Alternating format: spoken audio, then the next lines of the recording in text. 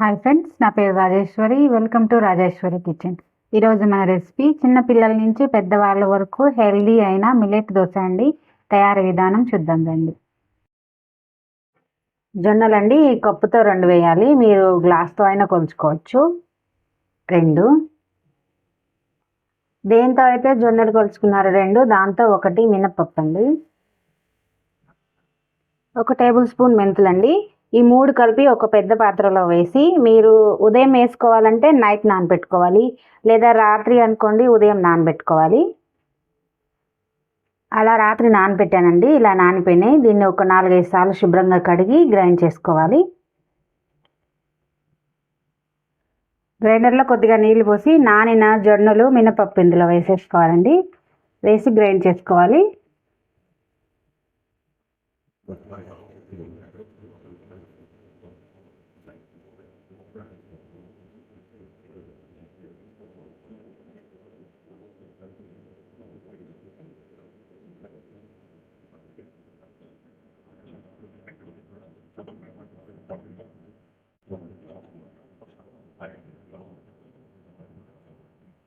ఇలా గ్రైండ్ చేసుకోవాలండి.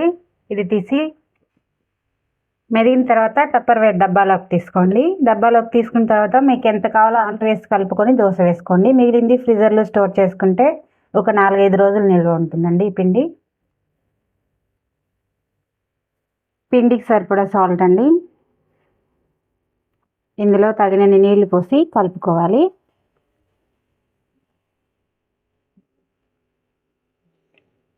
పిండిని జారుడుగా కలుపుకోవాలండి. ఈ పిండి ఏం పులియని అవసరం లే, గ్రైండ్ చేసిన వెంటనే దోశ వేసేసుకోవచ్చు. ఈలోపు మనం పల్లీ చట్నీ చేసుకుందాం. పల్లీ పచ్చడి కోసం కడాయిలో 1.5 టేబుల్ స్పూన్ ఆయిల్ వేడి చేసుకొని అందులో 30 పచ్చిమిరపకాయలు సన్నగా కట్ చేసుకున్నాం ఇందులో వేసేసుకోవాలి.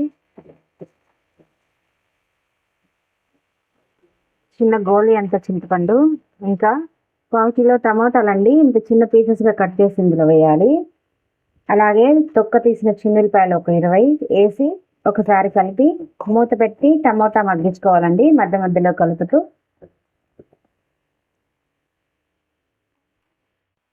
సిమ్లో అండి మూత పెట్టి అప్పుడప్పుడు కలుపుతూ టమోటా పచ్చిమిరకాయ ఇలా మగ్గించుకోవాలండి. ఇలా మగ్గిన తర్వాత ఇది చల్లార్చుకుందాం. తర్వాత ఒక మిక్సీ జార్ తీసుకొని అందులో అరకప్పు కొద్ది తక్కువ వేపి పొట్టు తీసుకున్న పల్లీలను, ఈ పచ్చడికి సరిపడా సాల్ట్ మిక్సీ పట్టుకోవాలండి.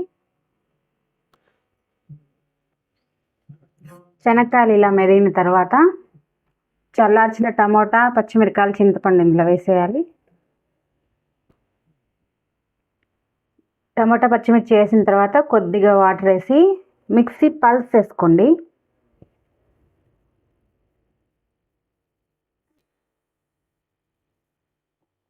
ఇలా మిక్సీ పట్టుకోవాలి.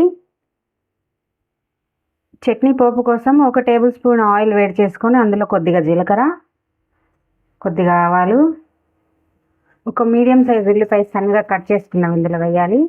కొద్దిగా కరివేపాకు వేసి ఇది ఫ్రై చేసుకోవాలి హై ఫ్లేమ్లో.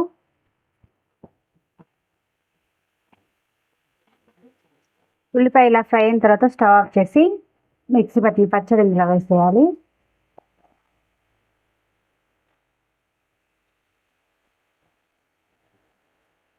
వేసి ఒకసారి కలుపుకోండి. ఇంతే అండి, పల్లి పచ్చడి రెడీ.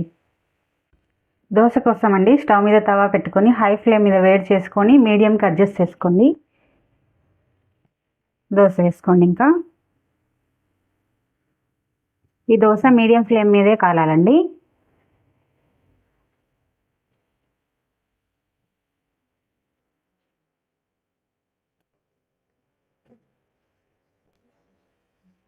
పైనుంచి కొద్దిగా ఆయిల్. ఈ దోశ మెత్తగా కావాలంటే హై ఫ్లేమ్ మీద, కొంచెం క్రిస్పీగా కావాలంటే మీడియం ఫ్లేమ్ మీద వేసుకోండి దోశ. ఈ దోశ మనం ఎలా కావాలంటే అలా వేసుకోవచ్చు. ఇలా కలర్ కనిపిస్తున్నప్పుడు దోశని టర్న్ చేసుకోండి. ఇంతే అండి, జొన్న దోశ పల్లీల చట్నీ రెడీ. ఈ వీడియో మీకు నచ్చినట్టయితే లైక్, షేర్, సబ్స్క్రైబ్ చేయండి. Thank you for watching.